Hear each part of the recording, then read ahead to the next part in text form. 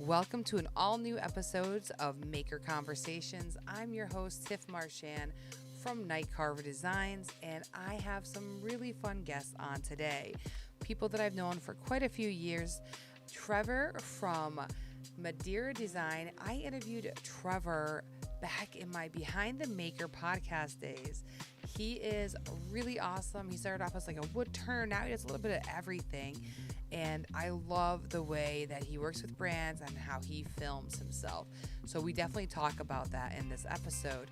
And we are interviewing Justin from Campfire Woodworks. Justin, I met, I believe, on Clubhouse and then at Maker Camp and also Workbench Con. He's a really cool guy and just one of my good friends in this maker community. So I hope you enjoy both of these guys meeting for the very first time because they don't know each other. And instantly, the bond that they had together was just awesome. So you're going to see how well they vibed. So I hope you enjoy this episode, and a thank you to the sponsor of the show, Sabertooth Power Carving. We are going to be at Maker Camp this year in a bigger tent there. Hopefully we'll have more stations because I know it got a little bit overwhelming last year where we didn't have enough space for everybody. So we're coming back bigger, and we're going to have some really fun collaborations. So stay tuned for that. And I can't wait to kind of announce those things as they start to unroll. All right. I hope you enjoy the episode. What's up, man? I miss you. Aw. Well, it's nice to be missed. I miss you too. That's why I reached out. I was like, I haven't talked to Justin in forever. And then I told you I wanted to reach out to Trevor, see if he joined, because it's been like the same thing. Like, life has gotten so crazy busy that I haven't like talked with so many people lately. So I'm excited to connect with both of you guys tonight. Two awesome bearded brown men. Yes, Can't really ask for much more. I know. I told my husband I'm gonna go hang out with some dark, handsome men tonight, and he was like, "Have fun." I thought he'd be like, "Can I come?" Yeah, it's right. The only appropriate reaction. He was wondering, do I get invited? I've got a beard. Let's go. Yeah, I want to hang out with some cool guys. Yeah. Who wouldn't? Justin, where are we right now? We are in the office / nursery right now. That's where we are. Life is blending. Oh yeah, it's quite something. Is this your firstborn? This is our firstborn. Due in 14 days from today. Ah, okay. Dang, dude. We're on the cusp. Mm-hmm. That's exciting. Are you gonna fully use your office as the nursery, or is it gonna be half and half? It's gonna be half and half. We're in here. Here, I'll move my camera for a second so you can see the other half. So that's the other half of the office. That's all the stuff that's piled in the corner for now.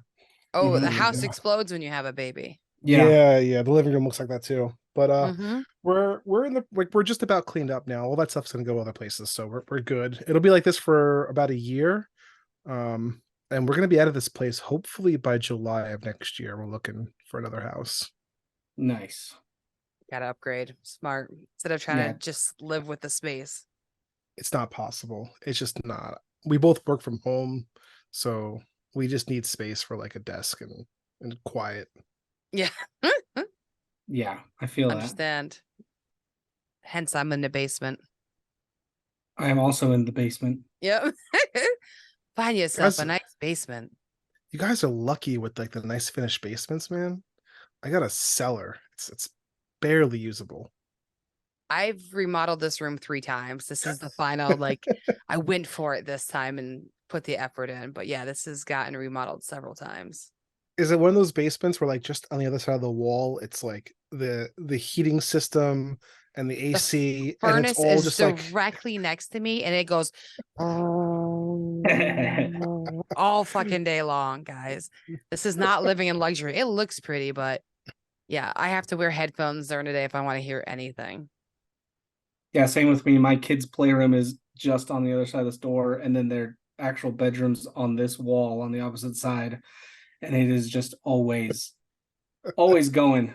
Even with my headphones, I can still hear them sometimes. And I'm like, what? Why? I gave you guys your TV. You have your snacks. Just shh, please. I need 10 minutes to edit some stuff. Just please. Yes. Having children are awesome. Yeah. Life is going to be great. It'll be fine. You're gonna get make so it much work. done. We'll make it work. It You was always funny do. when right as COVID, we both, our last day of work for both of us was like March 18th of 2020 when like COVID started hitting. Mm-hmm. And then by the end of March, I had gone out and bought 2 pairs of these Bose, like the 700s, noise canceling, because I couldn't do it. It took all of a week for me to be like, I can't listen to her on calls while I'm on calls, and then like it was too much. So I get it. My husband's office is next to me as well. So I've got the furnace, and then he works from home on Thursdays and Fridays. And he likes to like play music or TV while he's working, which understandable. I do too. But like when you have somebody else doing that, you're like, God damn it. It's just so overwhelming.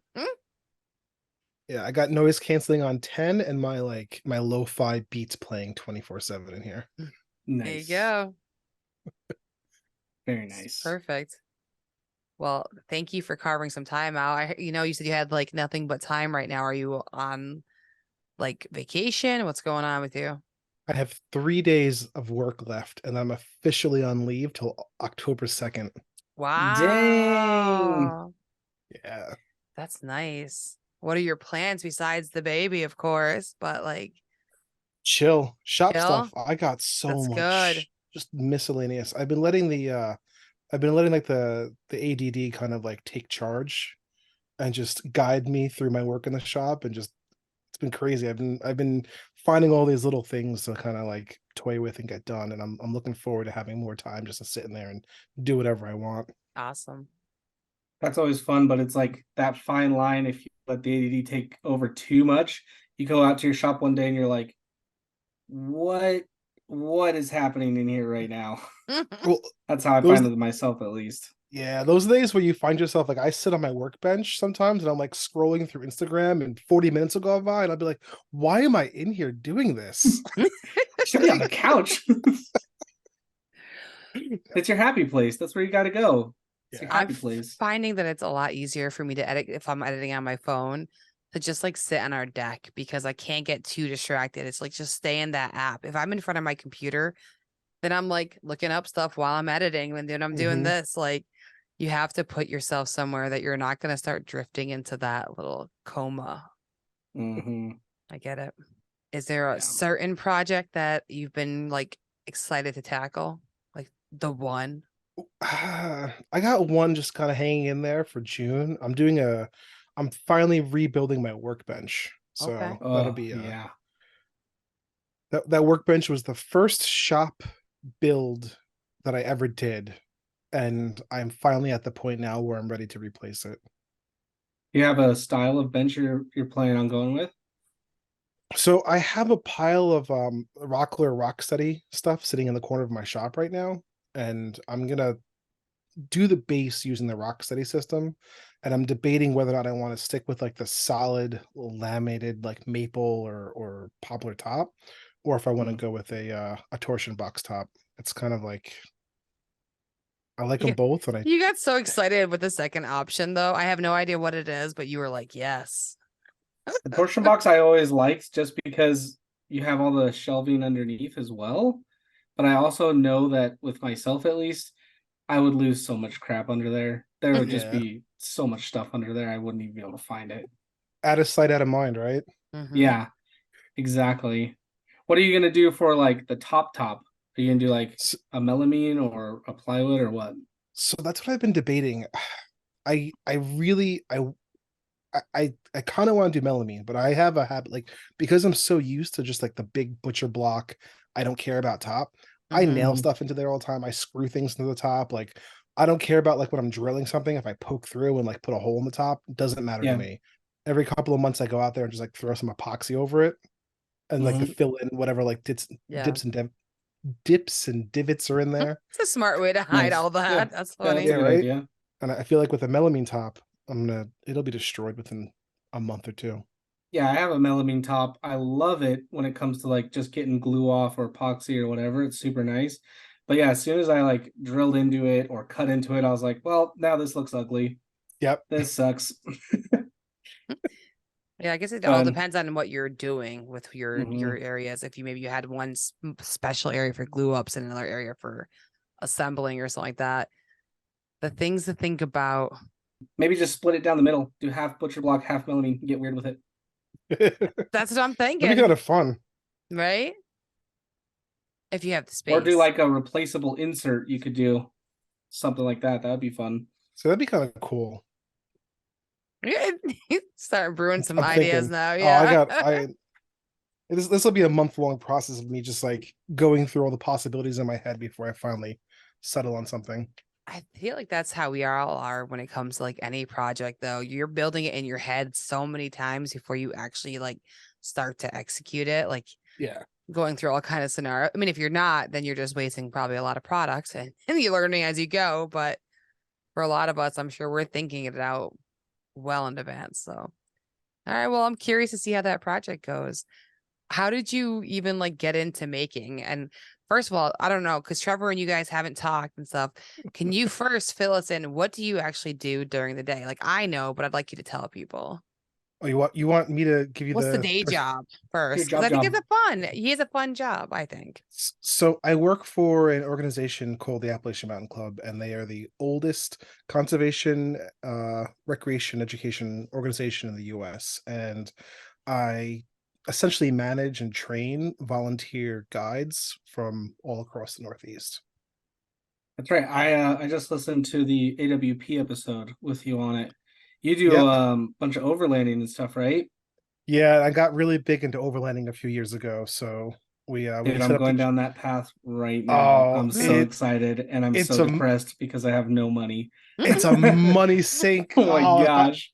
So like I grew up, like my wife and I are backpackers. We've been backpacking since college together. Like we've Oh, awesome.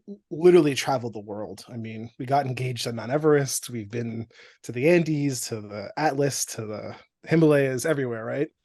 And so like the transition, but backpacking, generally speaking, backpacking is a pretty cheap thing to do. Like Sure. once you get a bag and some Your good gear, boots yeah. and your general gear, and you don't need to go for like the greatest, craziest, lightest stuff, right? You can walk out of REI, $2,000 in the hole and have everything you need for 10 years worth of backpacking.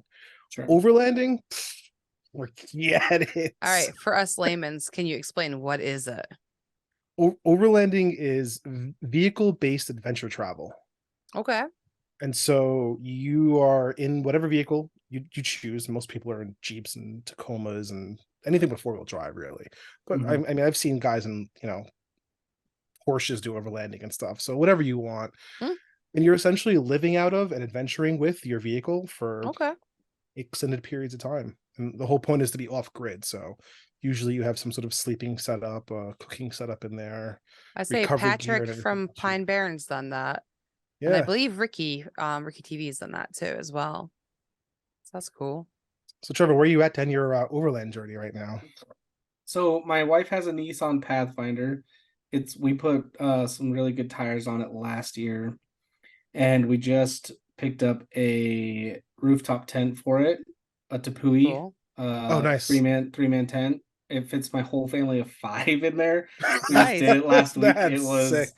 Uncomfortable, but hey, it worked. Yeah. But I actually just picked up a cheap Ford Sport Track, their little truck. And so now I got to get the tires for it. I got to get it lifted. I got to get custom made rack on the back because they don't sell one because the bed is like smaller than 4 feet, 4x4. So I have to get a custom rack for it. Then I can put my tent on it. And I'm like just starting with my truck. So is the goal to have both vehicles out there then together? Yeah, something like that. It'd be super fun. Yeah. 2 tents, run the family out to. The thing I love about the overlanding is you can get your rig to a place where not a lot of people can get to. Yeah. And you can camp at these awesome places that people just can't go to with their RVs or whatever. So that's cool. And there's a lot of that in Idaho. Tons of that in Idaho. So it's perfect. Idaho is amazing for that. Yeah, come up to the Tetons anytime. Well, I was saying you're not too far from Tetons, all the Wyoming space, and then you just go south and you got Nevada, California's right there. Like all the best overlanding territory is right, like you're right smack in the middle of everything. Yeah, I'm in the perfect little hub. I'm just sitting here all so proud of myself that I paired you two together, and I'm just sitting here smiling, and I'm like, how did I know? How did I know this conversation was going to go well and they'd get along? my time in Idaho got cut short. In was it 2021? We were out there overlanding, and we were supposed to head over to Lake Tahoe, and we had to bypass like basically everything we had planned in Idaho. That sucks. Yeah, It's unfortunate. That's cool though. That's fun. So that's kind of like something that you're still planning on doing, once you have the kid, kind of getting mobile and yeah. We got our first overlanding trip already booked in September with the love it. 3-month-old. So we're gonna get in that tent with them and see what happens. It's already your lifestyle though, so it should hopefully, you're just going to be adapting, packing a lot more than you normally used to. Yeah. We'll make whatever modifications and arrangements we have Mm-hmm. to fit the stroller and the baby bag and the car seat in there. This will be our last season with our rooftop tent. We're gonna sell this one, and we have to go for a 3 or 4 person one now because we've been doing this with a 2-person tent up on the roof, and it's not going to be enough space once we have a toddler. No. You have a clamshell? Yeah, it's a clamshell. Nice. I want a clamshell. I love it. The bigger tents will take way longer to set up and take I down. know that's my only like the clamshell. It pops open. We're pulling into a spot and sleeping within 10 minutes. Oh, yeah. That's really nice. We just got started, so it took us probably like 15, 20 minutes to set up the tent. Now it'll be quicker, but it's still just like, okay, because you have to put the stakes in, and it's just like, okay. But yeah, it's not bad. You just got to make sure that you're not like exhausting yourself before you park. You know what I mean? Yeah. Like you don't want to be struggling through that and I could just see it, especially with a family of 5, just the arguments. Just hold on. Yeah. Yeah, it's a process. If we just work together. No, it's fine. Dude, that's awesome. So yeah, I wanted to, share that part of your life because I thought that was really cool when I met you and you were talking about the thing that you do like for your day job and stuff and just to be out in nature all the time. That's so nice. It's fun. I say that, but I wouldn't enjoy the bug bites nor the heat. But if it was a perfect 70 degrees out, wonderful. This is the best. This in October are the best times of year to be out there. Yeah. Oh, I bet. It's nice it's and just warm. cold enough to where the bugs all go away, but it gets just warm enough during the day. Perfect. We were talking about the brass in your pieces earlier. Yeah. So what started the slight obsession with brass? Oh, you're like, I'm just gonna try this out, and then you were like, I'm never not gonna have this in my shop.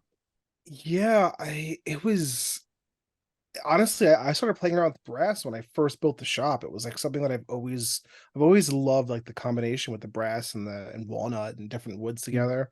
And I've always tried adding a little element to certain things. Like it was always a thing that like I wanted to do more and more of, and I was never good enough to really pull it off. And lately, over the last year, I've been really like pushing like what I can do with brass and pieces. So, yeah, you're putting it in all different little spots. Yeah, so I've been working slowly towards a place where pretty much everything in my shop will have some sort of brass accent in it eventually. That's kind of like what I want to be known for at some point, the style that I want to go for. It's showing. It's already showing on your page. So it's there. Yep.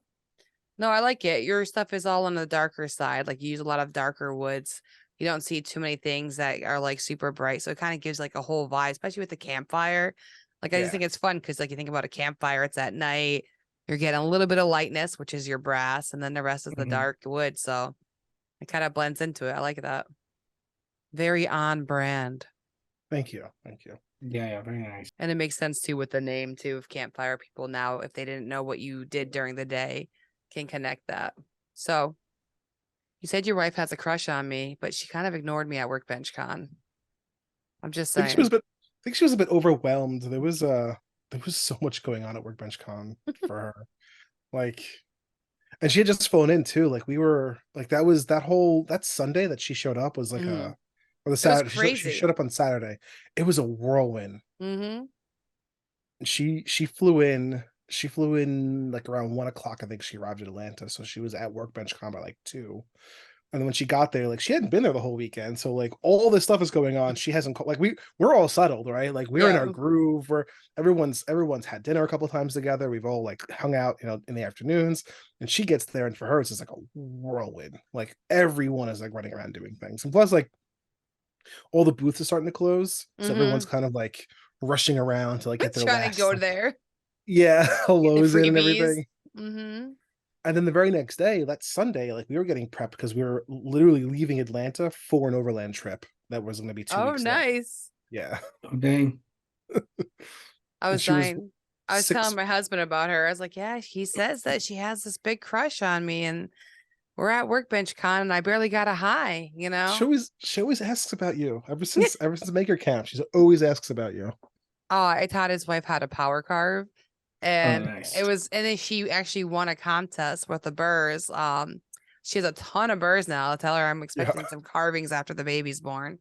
But she was real cool. It was fun. It was a really cool experience. And that's kind of, is that the first time that you and I met? Or did we meet before that, the year before? We met the year before at Okay. Maker Camp, yeah. Okay. Does your wife do like a lot of making, or does she help out with the business in any sort of way? She's good at design. So she paints. Like she did like every wall in our house has some sort of accent mural of some sort on it. Oh, That's cool. all her. It's 100% her. And so she's really good like visually, like she does really good with like matching colors and like designs. Like she's on Pinterest all the time, like looking at ideas. Sure. Trying to, like, So make her own super thing. creative. Yeah. Execution, not as much. The first time that she ever spent more than 20 minutes in my shop, she ended up with 4 stitches in her hand. So maybe power tools aren't quite her thing. It was a chisel. That's how I've gotten hurt too, though. It was a chisel. Chisels take me down more than the burrs. Recently, I got a burr injury, but it was like after 5 years of power carving. So, chisels. Not a lot of people think about chisels as like being that bad. Even if you think your hand is like far enough away. Yes. When I'm using a chisel, I'm always like, we'll probably put it over there.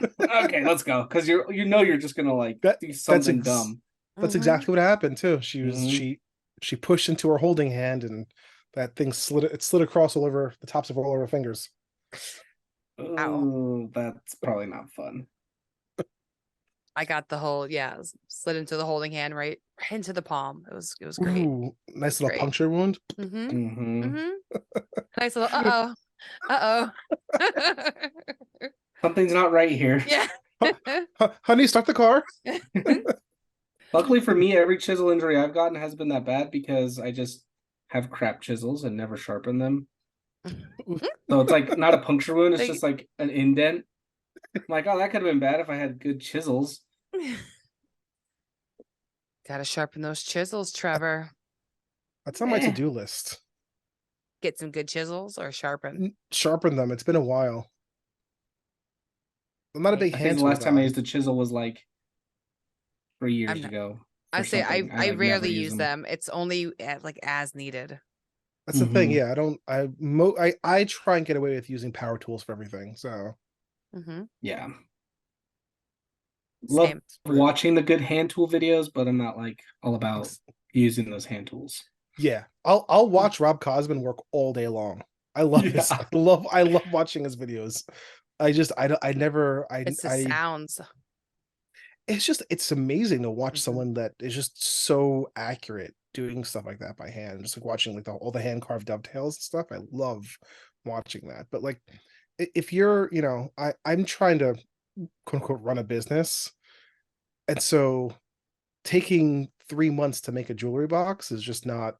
It's not realistic. Not possible. Yeah, it's no thanks. I can make that in 3 hours. I think I'm gonna do it that way. I mean, there's guys that are doing it. There's guys that are making, hand cut dovetail furniture and shooting out 5, it's 6 all about tables. your clientele and like what they're willing to pay for, your business model for sure. Like a lot of us, I rather do the power tools just because it's fun. Like and I sometimes prefer manual over like going CNC, but CNC cuts is so much cleaner. But it's fun to be involved in it. So like that's why I like power carving, because it gives you like you let it run on the CNC and then you take it off and then you turn it into something else. It's like so satisfying. I have no shame in letting my CNC do as much as I can. Oh, I for sure do. No, for sure. But I like to take part. I like to get in there. I don't want it all. It feels like it's not me if it's just all CNC, you know? Even if I Yeah. designed it. So like, Yeah, it's funny. I just actually was having thoughts about a new project, and I found myself being like, well, maybe I just won't do it because I can't do it on the CNC. So I was like, if I can't do it on the CNC, I don't want to do it. And then I was like, this is not good. This is not a good thought to have. I need to remember where I came from because, yeah. man, Yeah. a CNC will change your whole output of projects. I've noticed. Some Yeah. things take so much longer too, though, if you rely on the CNC. And it's like, maybe I could just get off my ass and do that myself. Yeah, I was just gonna say there are projects I spent 3 hours trying to figure out how to get it done in the CNC when I could have done it by hand in 2 hours. Mm-hmm. yeah. This All the project was time. specific cabinets, and I was like, okay, let me like if I do this and I can do it that, and then I'd spent 30 minutes designing it and everything, and then I was like, it's just a box, man. Just go out, cut your plywood, get it together. It's not that hard. But it's always like, especially with me being new to the CNC, I'm like super just all about it, and I You just want to want to do use it. everything on Yeah. it. Yeah, Yeah. everything. I completely get it. I've been using a CNC now for 4 years, I think. 4 or 5 years now. So now it's like I kind of like going back to my roots every once in a while. It's like, oh yeah, I could do it this way too. Or there's other options. I can do something out of the box and just like go have fun. But I like your approach to it, Tiff, where you design something, you carve it out, mostly like 50%, we'll say, and then you finish it up with your own hands and you make it. I'll add to that because when I first met you, it was like what, 3 years ago now. Yeah. I was I remember some of the first projects that you ever showed me, like the hand like the hand carved the bird stuff, and it is exponentially improved like in the last Thanks, like 2 man. years. Like some of the stuff that you've been putting out the last year or so, and I've been watching like the more and more complicated carves and Much more complicated. crazier paint jobs. Thanks, man. I've been focusing a little bit more on it. I was telling Trevor when we were hanging out before you came on that this last year has been like just teaching myself how to be full time in this world, like, content creation, social media management, and then like making art. And I'm finally starting to get like a rhythm. And like, I feel like June's going to be like a really good month to kind of kick things off for it. So, but like, yeah, I've been doing stuff I would never do before because I wouldn't have the time to do it. Like Yeah. just gluing up that piranha plant, that takes time, like a lot of prep Yeah. before I even hit it with a burr, So And thank that's the thing. you. I think when I met you, you weren't full time yet. I think you were still working. I was still working full-time job. Yeah, I quit my job on June 24th of last year. So it's How's it almost a year. how's it feel? So good. I was stressed. I was crying every day. Like I hated my job. And I'm sure you knew that, especially if you hang out with me on Clubhouse back then. I was Yep, on Clubhouse all I the time because I remember. hated my job so much. So like now not to like have that feeling to be like my problem now is just like the kids as they're getting older. I thought it'd be less demanding, but man, they still like check in all the time. Like, hey, I need a snack. Hey, I need this. He's fighting because I have twins, so it's two kids with at the same level going through life Yeah. and constantly annoyed with each other because that's their life. They're always battling each other.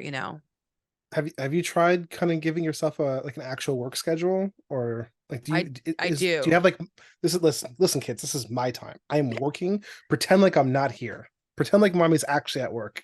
I mean, absolutely they do. So like in the morning, I come down for an hour before I bring them to school, just so I can get like in the zone, open up emails, any kind of posting, editing I need to do like first thing in the morning. I hit that like right away. Then I bring them to school and I come back and I have like a few hours from 9 to 2 is like work, work, work, work. And then I go get them again and I come back and I work for another hour and a half. Like it's very segmented. It's like stop, cook, do this, get them set and then sneak back Yep. down and then my husband gets home, and then I come up, I hang out for a little bit, and then podcast and stuff. It's hard. He's like, you're always working. Yeah, always working. That's a tight schedule. Mm-hmm. That's something that I'm trying to figure out, because I mean, these first 4 months I'm home. I have nothing going on. Yep. And so it'll be diaper change, feeding, nap time, hour and a half in the shop, wake up, diaper change, feeding, nap time, hour and a half in the shop. In the morning we do some administrative work, and at night I do some administrative work for the shop stuff, right? Mm-hmm. But then October I go back to work full time. So it'll be Monday through Friday, 9 to 5, work in the office, do dinner, 6 to 9 in the shop, bedtime, and then like 9:30 till midnight in the shop again. Trevor, he's expecting his kid to go to bed on time every night in these next 4 months. Well, babies are a lot easier, I think, than like a 3-year-old or 4-year-old. Yeah. As long as they sleep through the night. So let's give you some good positive thoughts, sir. I have no expectations of getting a good night's sleep for these first 3 Mhm. months. I did it delirious. Whatsoever. You can do it too. Yeah. You can get through it. Just make sure you're safe in the shop. You're not delirious or have problems in the shop, and you're good. Yeah. Yeah. No, I have a system. Like, I won't go in the shop if I'm not feeling right about it. I grew up on the South Shore of Long Island. This is I'll compare it to this. Like, I grew up on the South Shore of Long Island. Grew up going to the beach and swimming, surfing, boogie boarding, whatever. And there's a feeling that you get, like, if you grow up on the ocean and you go to the ocean every single day of your life, there's a feeling you get where you get to the beach, you look at the water, and you're like, something's not right today, and I'm just not going to go in because it doesn't look right. That's that same feeling I get sometimes. Like, if I'm tired and I know I got a project due in the shop, and I'm walking to the shop and I'm looking at that table saw going, you know what? I don't trust myself today. Nah, that's a day where I sit and do some editing.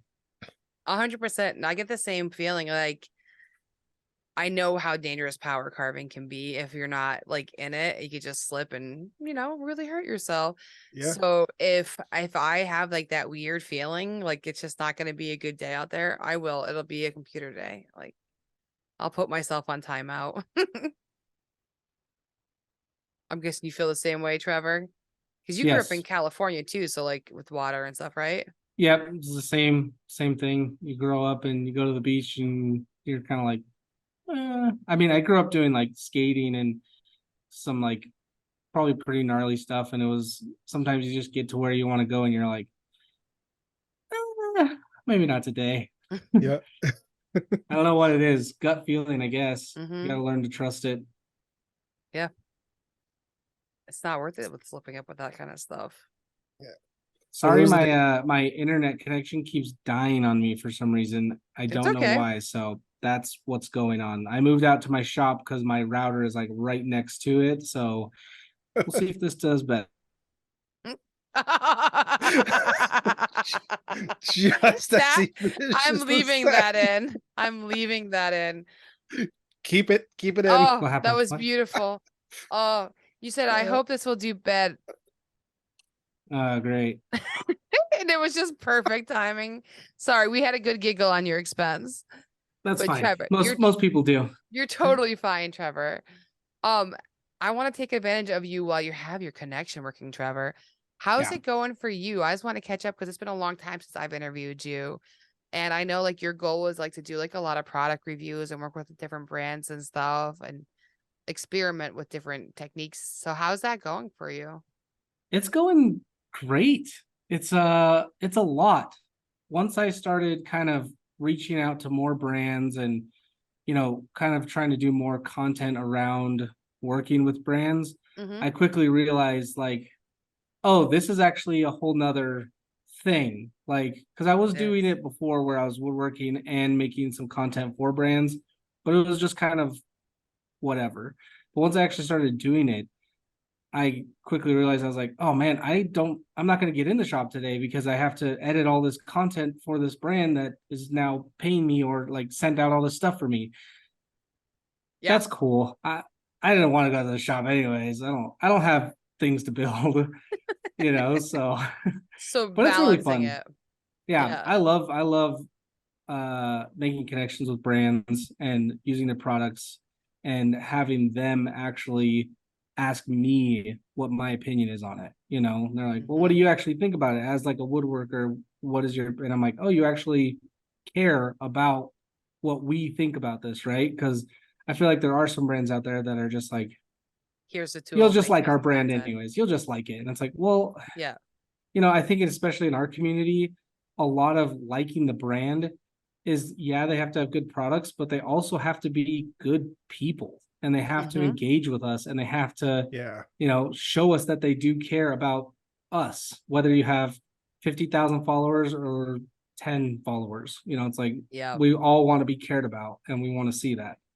Yeah, so the brand loyalty is in the woodworking community and the maker community in general is fierce. I've never experienced that before. Yeah. No, yeah, I used to make fun of people like because they'd be like, "This is I love this one," and like, okay, all right, and then you start falling in love with these people and their tools, and you do build those connections. Like, it is pretty crazy.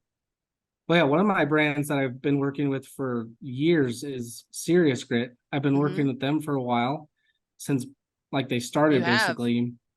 And it's crazy because I've gotten a bunch of other sandpaper companies and stuff that want to work with me, and I have worked with them. But I don't know, it's just the fact that I've been with Serious Grit for so long that I'm always like, this is what's going to be in my shop. I love this brand because I know the guy and I love the guy. Like, he's super nice. Yeah, and the paper is great. It is great. It's so too. good. It's so good. But yeah, if more brands would take the time to establish relationships with makers and content creators, they would win all the time.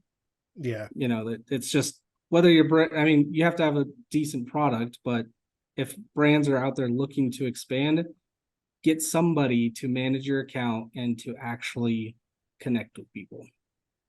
100%. Are you, when you're reaching out to brands, are you just like kind of cold calling them and be like, hey, I love like your product, you want to do something together? Yeah.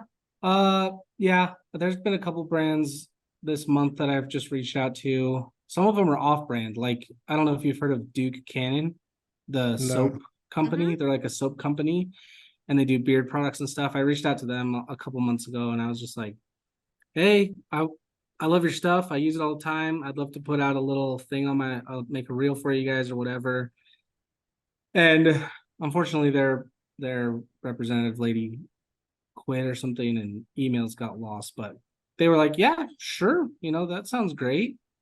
But then sometimes you reach out and they're like, no response, or just like, and you are but the way that I found that works best, like if you want to actually get brands to like notice you, is to basically just make them free content, right? So just start 100%. Tagging them in all your stories, make a quick reel about it, and then they'll usually reply back like, hey, thanks so much, blah, blah, blah. And then that's where I start my conversation of like, no problem. I love your brand. I'd love to work with you guys. Anytime you guys like want me to do content for you, just send me out some stuff and I'd love to do it or whatever. So are you interested in starting to work with brands, Justin? I've been slowly growing some relationships with a couple of brands. It's just not, it hasn't really been my focus, but I want it to be, I'd like it to be more of my focus. I feel like now that I've hit that 50,000 follower mark, I feel like I at least have like an audience to give to. Yeah. So I think it's time that I begin just having those conversations with some brands. And I've gotten a few. Like I've been working with like Starbond for forever. This project with the workbench now is with Rockler, and nice. I'm so excited to be doing this with them. So like there's a bunch of different, those two brands, and it's funny though, because what am I thinking of the people that are behind it, right? The Starbond person is hilarious. Always commenting. Always commenting on people's posts, even if they didn't use Starbond in the post. Like Rockler, the team behind them are hilarious. Like they're also like just good people. So sorry to interrupt you, but like it's funny because again, brand recognition. I'm just smiling at the ones you're saying. Yep. And there it and is then again, there's right? Like they're involved. They comment on your yeah, stuff. They're there. And you're like, I want to work with these people. They notice me. Yep. yeah. I mean, I feel the same way about like Onefinity, and they're always resharing my content. They're always commenting. Like it's a relationship. Like we've never worked together on a project, and that doesn't bother me. Like that's not the point. It's like here's a brand that like I tag them in something and Yep. they respond to it, or like I ask them a question on social media and like right away like they have like a response, and like it's so refreshing to like have like a human connection with the people you're buying products from. Yes. Yeah. It's exactly how I pitched Sabretooth when I took over their account. It was that exact thing. Like, you guys haven't shared anybody's work in forever. Like, people are going to forget about you, or they're not going to think that you care anymore, because before you were. So, like, those kind of things, it makes a huge difference with the community. It's cool hearing it. Like, that's why I'm kind of like sitting back, being quiet, listening to you guys say it, because it's nice to hear it from others that it does matter. Yeah, for sure. It matters. That's cool. I wasn't sure if you were going for that, Justin, because I haven't seen you do too many like advertisements. Usually I see you make great products, and like your marketing I think is really nice. Like, how are you doing sales wise? What are you doing for that? Are you on Etsy? Are you doing fairs, or is it just all like Instagram? It's Etsy and my website. So Okay. I'm on Etsy. Probably 50% of my sales are coming through from Etsy. Okay. And I'm running Etsy ads. I'm also, I'm on Google Analytics and doing like Google ads for my website. Okay. That's bringing in traffic, plus traffic from Instagram, plus I'm paying for Pinterest ads. Like I'm running as much Nice. marketing as I possibly can. And I'm right now is actually, and this is normal for me. This is a bit of a slow month for me. Usually like April, May, June, July, things slow down. And then August, all of a sudden I get slammed again. And I'm slammed basically through January. It's that gift giving season. Everyone's starting to like ramp up for it. Yeah, year over year, I'm way ahead in sales than I was last year. And last year I thought I was like it was record breaking for me. I doubled my salary last year Amazing. through Dang, woodworking. that's Obviously, like awesome. it was all write off because like I spent so much money on tools. I mean I bought my last year I bought the saw stop, I bought the dust collector, I bought a joint, like I bought so much stuff last year. So So you invested. it was a wash, but like I doubled my salary last year. This year I'm ahead by like 30% probably year over year. So Nice. I'm doing well. That's awesome. Not Like, I think you full do a time great well, job. but well. You don't need it to be full time well either, though, especially if you're enjoying your job. Like, Yeah. that's the thing. If you have a great work life balance, then if you can make being in the shop part time and still bring in that extra income, that's beautiful. I did that for years. It helped my family so much, just like moonlighting, like Yeah. it did it. It got us through the young years of having kids is so expensive. I mean, it is continuing to be expensive with sports and shit, but you're not used to that expense, and like having that hit Yeah. you all of a sudden, you're like, oh. mm. So I think that's really cool. And I knew you had to be doing real well, because like you seem to be making products and then moving on to the next thing. I don't see you post too much about like old products that are sitting around. Yeah. So that's real cool. And then Yeah. the cutting board feet, we'll see what happens with that product because that's something that's new and really doing well. The new brass. Yeah, I was feet. about to say I saw that listed on your store. They're doing well. Yep. So Oh, brass nice. and stainless steel, 1.5 and 1 inch ones. I can't keep them in stock. I'm about to run out of That's stainless awesome. steel ones, and I won't have more again for 2 more weeks. So it's like, I'm hoping that'll buy me a new truck at some point.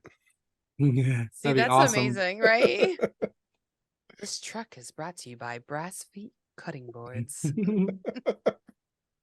It's fantastic. Yeah, that's question about your ads. You're running ads on Etsy and on Google. Yeah. Have you seen one perform better than the other? Etsy ads are definitely performing better. Okay. They are really doing well. And I don't know if there's like, I don't know what the formula is for it, because Etsy ads, you're not really controlling like their ad, like their the ad what they spend. say, or Yeah, you set a budget for what is it, $1, $2, $5 a day, whatever it is that you want to spend on Etsy ads, and then they're doing everything for you, and they're deciding who they want to put your products in front of, at what point it pops up at the top of the search engine. You could do some playing with like keyword searches and things. But I don't know, like I don't know what's really making the difference there and what's not. Do you But think it's because they're on Etsy already? They're kind of in the mode to shop. So it yeah, might and be Etsy, trigger warning. I think it is, and I think Etsy has motivation, right? Things that sell well, or things that they see like a real good return on investment for taking your ad dollars and putting it in front of people who then purchase things, and then they get a cut of that sale. Like they know how to play with things to make that work. So I think the better your product starts doing, the higher up on their search engine it ends up going, and the better ad placement you get, and it just kind of snowballs. Yeah, that's interesting. Because I ran Google Ads for the first little while, and then I switched to Etsy just to see, and I definitely saw a better tick in Etsy. So I just ran with Etsy. But I've been curious for the last couple months on running both at the same time to see if it brings in more. But I also feel like Etsy uses Google to do their ads as They well. do. So it's kind of like you're paying Interesting. both for the same thing. So I don't know. And Google ads are expensive compared to Etsy ads. Like you Yeah. pay up, yeah, it's a That was lot going to of be my money. follow-up question, is like the price difference. Okay, so that's interesting. Yeah. Google's expectation is that like you're gonna spend $500 a month on their ads.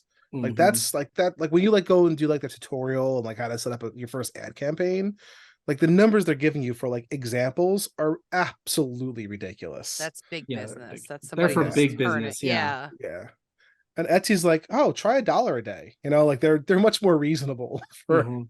for the cost. They get Yeah. you So in. instead of running both, I just doubled my money on Etsy. I was at like $3 and I went up to like 9. And I was like, let's just dump more money into Etsy ads and see what that gets me.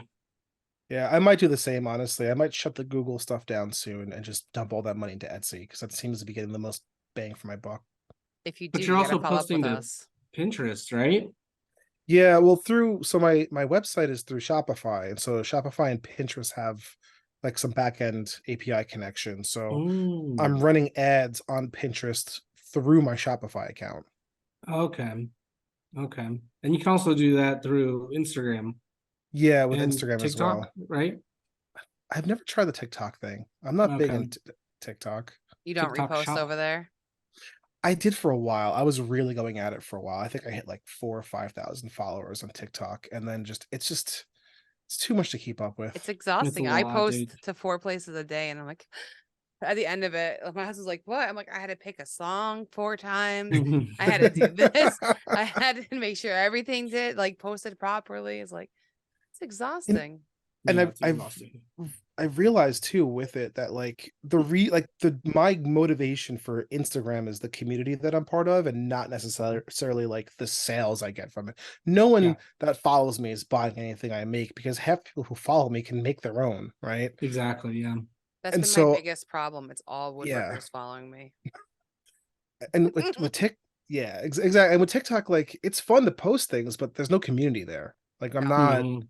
my friends aren't on TikTok, and I'm not making any friends there. All of the people that I talk to on a daily basis, I met through Instagram. I talk to on Instagram. Now, like I'm in like 6 different text chat groups with other makers who I've now met through Instagram. So like that's my Wow. community now. Yeah.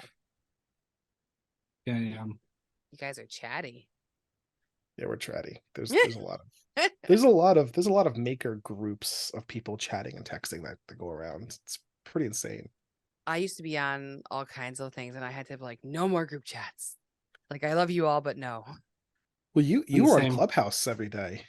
I used to. Nobody's on there anymore. Like, and I find eventually, like, it is hard to focus because you do want to chit chat. And I usually do work through it, but you're not doing your best work when you're like actively participating in a conversation. Mm-hmm. Like, you're not doing your best. If I'm drawing or painting, then it's perfect. I don't mind. That's wonderful.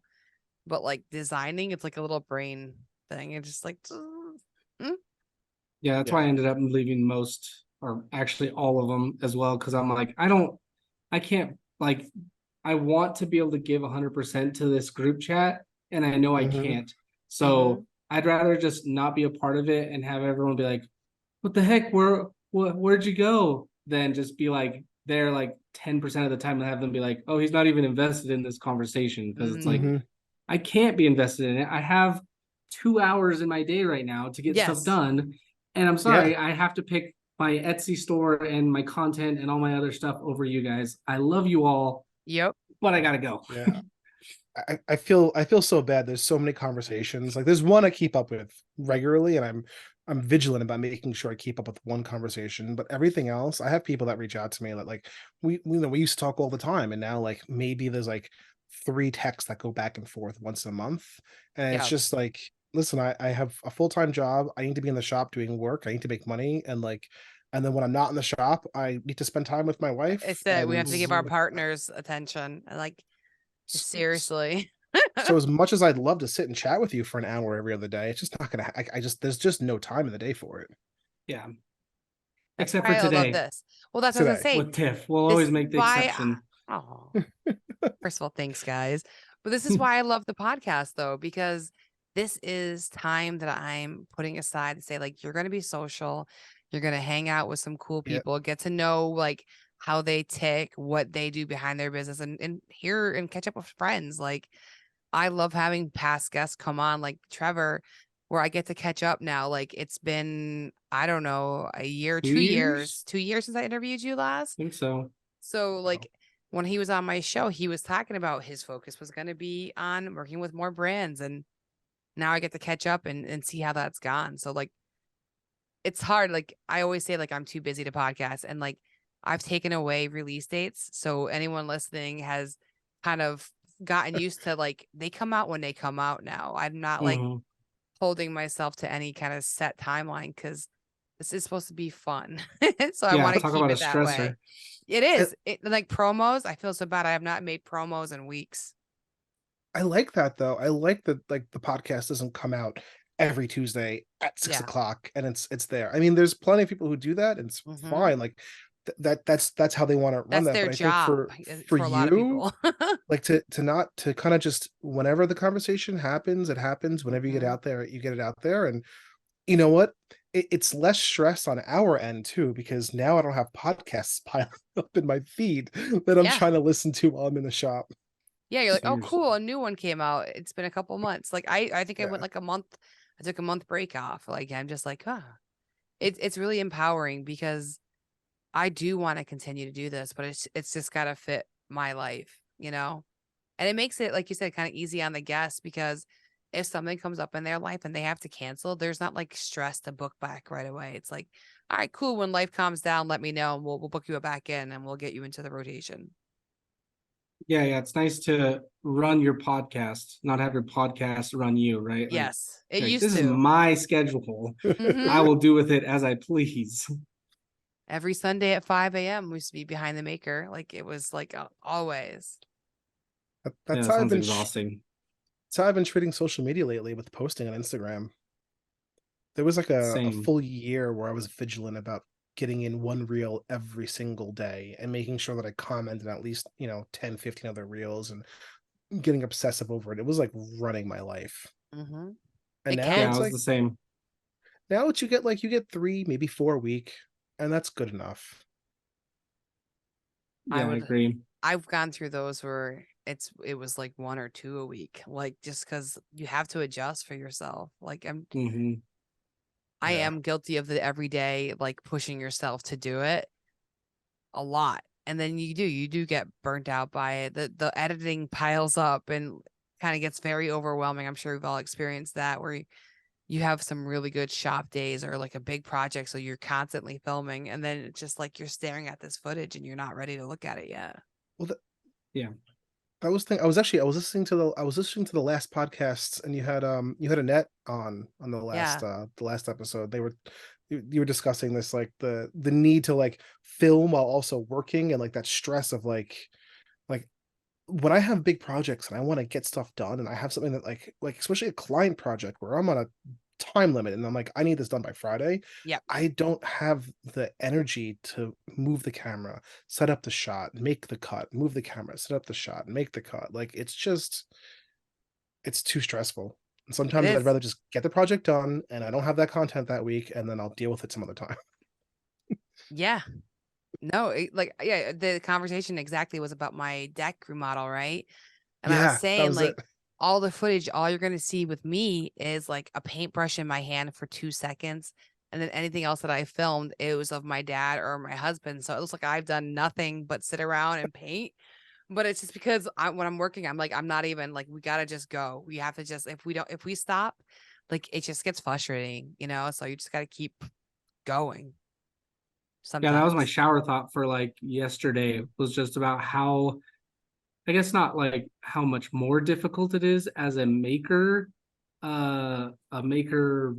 content creator than it is just like regular content creators. Because like regular content creators, they sit down, they record themselves talking about whatever fun facts or this or that. But if you're like doing something like a maker or like a DIYer, Mm-hmm. I feel like it's just like so much harder because you have to like not only plan your Yeah. videos, plan your script, you also have to build this thing and build Mm-hmm. it well. Otherwise, you're not only going to get bad comments, you're going to get people like critiquing your work, which you're going to get all the time anyways. But it's just like it's always that extra step of like, man, I still have to build this thing. I just got my camera set up. Now I have to build it. And then it's like, man, I have to keep it interesting while I'm building it. Mm-hmm. How do I do this? Actually, how do you guys deal with that? The negative critiques when you're people posting stupid stuff on your feeds. I I don't don't get usually. them, so I don't know. You don't? Okay. I don't I don't usually get a lot of negative comments about technique or whatever, but it'll be about my content because I'm not afraid to make things that show like LGBTQ stuff, like I'm not Mm. afraid to make a pride flag, and there's so many Oh, I homophobic bet little you get people. some. I get the Those are dirtiest things. I fun. get the throw up faces, the gag or F people like this. I get those comments when I post them. So I will have anxiety 3-4 days before I post a video, knowing that I was like, what's coming? And like Oh, it that it sucks. shouldn't affect me like to post it, but like I'm still gonna do it. But I do feel like that anxiety of like just having to deal with assholes. Like that's the thing. It's like Hmm. I'm not going to take whatever they say to heart because I know there's just a lot of jerks out there. But it's just Yeah, like just to see it. I try to delete it as fast as I can because I don't want somebody who is trans to see that and then have to deal with that. They get enough shit for their True. life, Like I don't want them Yeah. to see those comments. So I'm like, eh. But like that's the only part that stresses me out. Like otherwise, like they might tell me there was a better way, but I don't care. That's how I did it. Or teach me. Please teach me. yeah. Yeah. That's what I always say when people are like, "You did this wrong." I'm like, "That's funny." I'll like message them back or something. And I'll be like, "That's funny because I just went to your page and I didn't see you do any. What do you even do?"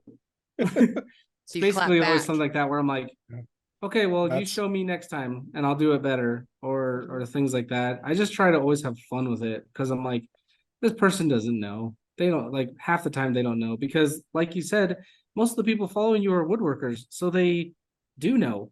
Mm-hmm. Most mhm. of them aren't going to critique you because they're like, no, he probably could have done that safer, but he still has all of his fingers. It's fine, right? Yep. Yeah. It's the people who don't know that are like throwing all this crap in your face, and it's like, dude, you do pottery. Why are you coming at me with this table saw safety crap? Don't come at me with that. My, Well, my most his negative grandfather used a table saw once. Yeah, exactly. my most negative comments, my most hateful comments are always from people with like private profiles and like 7 followers. And Always. it's like, Hmm. Exactly. sorry, dude. I've taken on a blanket policy now that anytime there's like a negative comment that I feel is like somewhat like attacking me, I always respond with excessive and unreasonable like negative attacks back. Like it's my blanket policy. Like if you say something about like me not wearing safety glasses, then I'm going to talk about your kids and your wife and your mom, and we're going to bring it all in immediately. First comment back. Just straight up, like, Just oh, this is the game you want to play? You knocked on the wrong door, buddy. Do you Just enjoy like that kind of conflict in life though, like throwing quips back at people though? Is that just something that You like in your day to day, or my day to I am such a sarcastic person. yeah, I say because you must have things locked and loaded to say. Because I'd be like, that's a lot of work. I have my whole day is filled with just like quick comebacks. Oh yeah, that's the best. Oh yeah. Do you ever play Call of Duty? Because if you do, then you're definitely ready. I played up until the new map updates, like last year or 2 years ago, whatever it was when they did that last. Okay, so you're map up to update. date on the insults though, still at least for at least another like 6 yes. months. That's what I mean. Because you have to be, because after a while, that's hard. You got to get fairly creative with these clapbacks, you know? The thing is, they were always within my own squad. Like I had 5 or 6 friends that I played with regularly, like good friends from like high school and middle school that we all played together for a long time. And like most of the quick quibs and clapbacks were like among us. Oh yeah, but they were bad. We bad. we could be having the best game of our lives and still be tearing each other apart on the comms. Mm-hmm. That's friendship. It's love. I've had a couple of times where my wife comes in and she's like, "What did you just say?" I'm like, you shouldn't be here." like surprises her because she's heard just about everything, but I'll say something sometime where just like, you can't say that. And I'm like, actually I can. I'm online, so I can say whatever I want. Yeah. Yeah. Good comebacks are keys to trolls. Yeah. I mean, also it's engagement, right? We always talk about engagement is great. Just try to keep the conversation going as long as possible in the comment section. One of my most viewed and most commented on posts so far for 2023 was me making it was like a 10-second video of me making one cut on my table saw and not wearing my safety glasses. And it was they chewed you up. Oh, they chew. And they were like, "Oh, why is he wearing an apron? There's things dangling. Let's not get caught in the saw blade. Take your watch off. Why is he wearing a ring?" Like just everything safety police they could have possibly gotten me for. And I was like, "This is great. Keep the comments coming." Like that got that. I think it hit like 1 million views in like 2 weeks. I was so. I say you guys have both had like videos that are shorter, probably kind of kick you off, I would assume. Oh yeah. Yeah. Yeah, I've had a couple million views on a couple videos. It's crazy. What works for you? Those stupid videos that like you go in the shop one day, you're like, "Oh, I'll just post this to throw away because I have nothing going on today. I'm not gonna really edit this." It's always those posts for me that just like take off, that I put zero effort into. Yeah, it's true. Yeah, I haven't had those 1 million views, but it is every time anything just does good for no reason, it's because it was minimal effort. Like I edited this like perfect thing of me making 50 pride flags the other day, and it did pretty good, but like it took so long to edit all of that footage. If I had just done like the CNC going on one flag, I probably would have done better than like this whole barrage of flags happening, you know? So it's always interesting to see what works. You could have posted one brush stroke and then the finished product. It would have been a 7-second reel. It would have got 1 million views. Tomorrow. Yeah, probably. I'll let you pick the item. I'll go re-edit something. One line. Yeah, I always have to remember when I'm like editing a reel or like a short one that I've like actually got my camera out and I've spent time on. That's for me. I'm doing it for me. I'm not doing it for like my followers. I'm like, I'm doing this because I've been doing photography and video for like 10 years and I know and I love good quality videos. And I'm doing it for myself. This is not for anybody else. So don't expect to get a lot of views on it because the things that make me happy never bring me views. So yeah. What do you shoot on in the shop? I shoot on a Canon R10. Do you also use a camera or do you use your phone? I do. No, camera. It's a Sony ZV-E10. Is that the new one? It's fairly new. It's compact. It's a mirror. It's a compact mirrorless, but with like actual removable lenses. Nice. Yeah, so I could still use Sony lenses on this with no problem. Okay. But it's like super compact. Yeah, that thing is like an iPhone size. Yeah, when you pulled it up, I was like, what am I looking at? It's crazy small. And it's, I shoot at 4K, 60 FPS. So like it's good footage. She has girth to her there. Yeah, see, Canon's got a little bit of loving. Gives you a little love. Gives you something to hold on to. That's what you want. Was it Canon's? No, it's my Nikon that has like a 20-minute timeout on the video, which really upset me. It's what I ended up buying this one for. That's It the worst. Kicks it off at 20 minutes. 20, turns it off. For whatever reason, I have a Wow. D5500, the Nikon. It's like a crop sensor camera, and even with a massive memory card in there, like the camera itself has a 20-minute cutoff on videos. Yep. That's how a lot of it is with the crop sensors. They just can't process it all. Yeah. And the manufacturers are like, okay, well, let's just turn it off. Right. Because if they don't, it'll just delete all the footage instead. So they're like, Yeah. okay, well, let's just turn it off, and then people will get mad at us for that, but at least they won't be losing their footage. Yeah. That's interesting because you do hear a lot of people say, and then my camera crapped out. Like, Yep. So that it's all clicking here because I am an iPhone all the way through type of person. I live way too fast to be like working off a camera right now. Like, can't make it happen. The iPhone I have one, just but as good.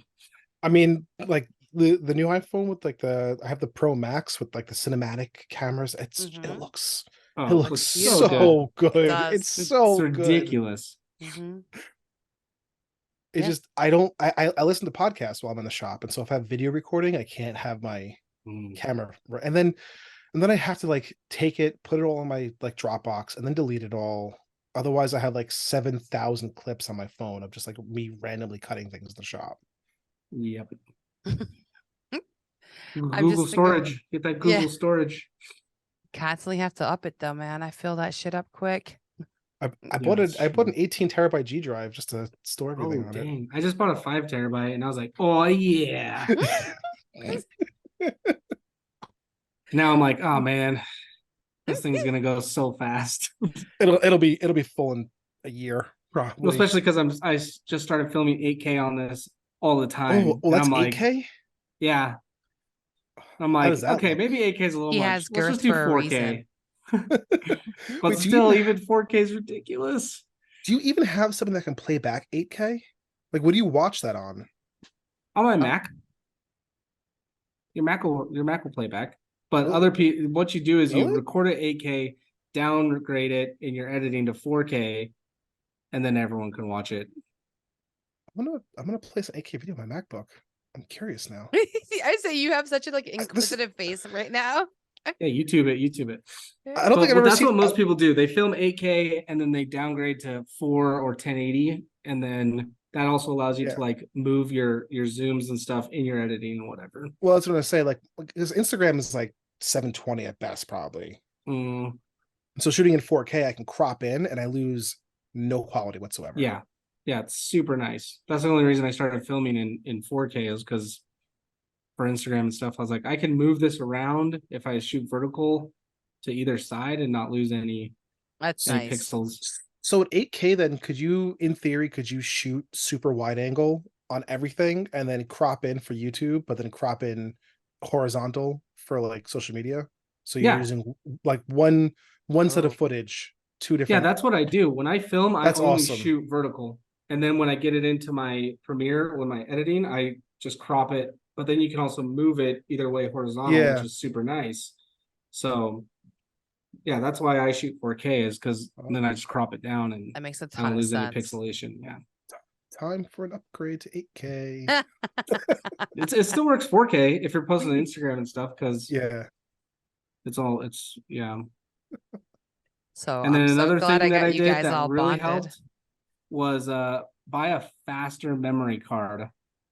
So your memory card can record at a certain rate, but you can actually buy faster memory cards that can record faster. So if you start shooting 4K, you're going to need a faster memory card. Because what I realized was I didn't have a fast memory card in here. And if you film 4K and then like stop it and then instantly start trying to film again, your camera's like, whoa, wait. I'm still writing all this to the thing. And I started forcing it out. Like I was like, okay, whatever. And I just forced it out. And then I lost all that footage because it just was like, oh, okay, you want to record this? All right, we'll record this. Screw this other stuff, I guess. Now you just made me check. I'm shooting on a SanDisk Extreme Pro, 200 megs a second. Oh yeah, that'll do it. That'll do you. Okay. Good job, Justin. I would have Yeah. looked too. I would have had to know. It was the more expensive memory card on Amazon, so it's the one I went with. I was like, that's the smarter choice. Most people more money, will be like, more better. that's a good choice, because a lot of people are like, I don't know, this one's only like $10. I'm just gonna get this one, and it's like, Well, good it's luck. kind of like, how serious are you taking this, right? Like, obviously, Justin wants to continue to grow this to make money, so he's gonna invest, and like doing all the ads that you're doing and constantly promoting your business. It's paying off for you. So, And are you doing YouTube, Justin? Not yet. Actually, this workbench build will probably be my first full length like YouTube video. I've done a couple of here and there to try and like kick it off. I've never had the energy to really go for it, and I feel like the next 4 months I'll be home with the baby. Like, I'm gonna be tired, but like at least I won't have a 9 to 5. So I'll have time sitting here during nap time to do the editing, because it's not the I was recording. totally gonna say that when your kid's just sleeping on you, you could totally edit.